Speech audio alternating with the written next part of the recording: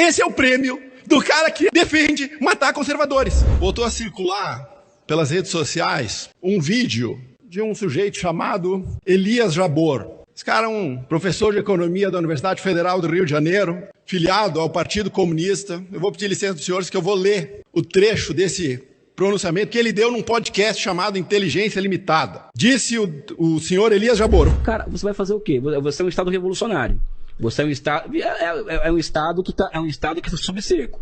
Se você começa a permitir com que esse tipo de com esse grau de subversão ao sistema, entendeu? Aquilo vai pro buraco. Ele defendia aqui a repressão na transição de uma economia de mercado para uma economia socialista. Reprimir opositores. Aí o entrevistador. Vamos matar a galera. Oi? Matar a galera. Não é matar a galera. Vai aplicar a lei, maluco. Assim, é aplicar a lei. Pena de morte? É pena de morte. Mas você é a favor da pena de morte? Do socialismo, sim. Por que essa diferenciação do socialismo para não... Porque no capitalismo que morre é pobre com a pena de morte. E pobre não morreu também no socialismo? Não, muito pelo contrário. Os caras que eram mortos não eram pobres? Olha, todo mundo é pobre. Não. Quem morreu é pobre. Tudo bem, mas eram pobres, né, a serviço de uma potência estrangeira. Então aí é justificado? Eu acho que sim. Isso é um professor da Universidade Federal do Rio de Janeiro. Esse foi um pequeno trecho citado por esse cidadão num podcast, um dos podcasts de maior audiência do país. Inventamos agora, deputado Rodrigo, o fuzilamento do bem.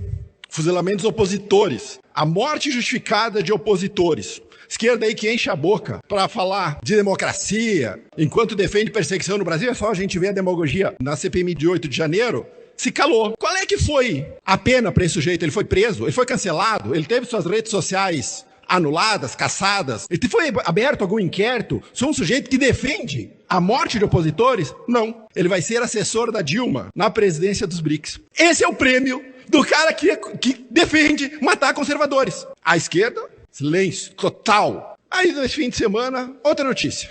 Cuba, uma ONG lá chamada Fundação para Direitos Humanos de Cuba, acusa Cuba de vender jovens para a Rússia na guerra contra a Ucrânia. Olha a acusação. $1.000 custa um jovem que vai morrer na Rússia, segundo essa ONG, a mando do governo castrista. Mais barato do que os mais médicos. Custa $2.000, mais ou menos. Essa é a lógica do comunismo. O maior produto de exportação desse regime são as pessoas. Até onde eu saiba, exportar pessoas ou vender pessoas é escravidão. É isso que promete o regime castrista, que tem muitos fãs aqui nessa casa. Terceira notícia. Irã. O presidente do Irã vai fazer uma visita a Nicolás Maduro. Ibrahim Raisi. Eu vou ler também a declaração do presidente iraniano.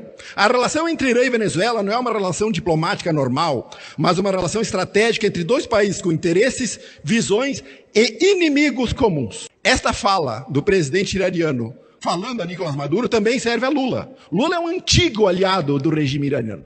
Antigo aliado. O Irã, que tem diversas violações aos direitos humanos, e que acabou de condenar à morte 18 manifestantes. Aqui tem certeza que tem gente que gostaria de condenar à morte.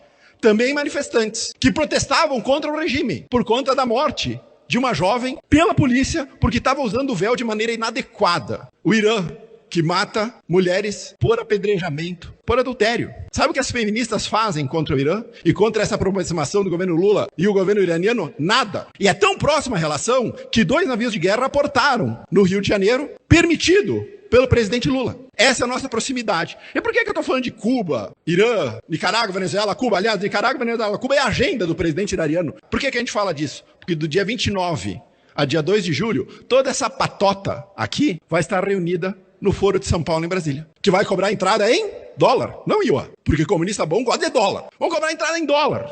O Foro de São Paulo, só para nós atualizarmos, nasceu lá na década de 90, e o objetivo era que os países latino-americanos recuperassem o espaço perdido com a queda do Muro de Berlim e a falência da República Soviética. Vou traduzir o que eles queriam.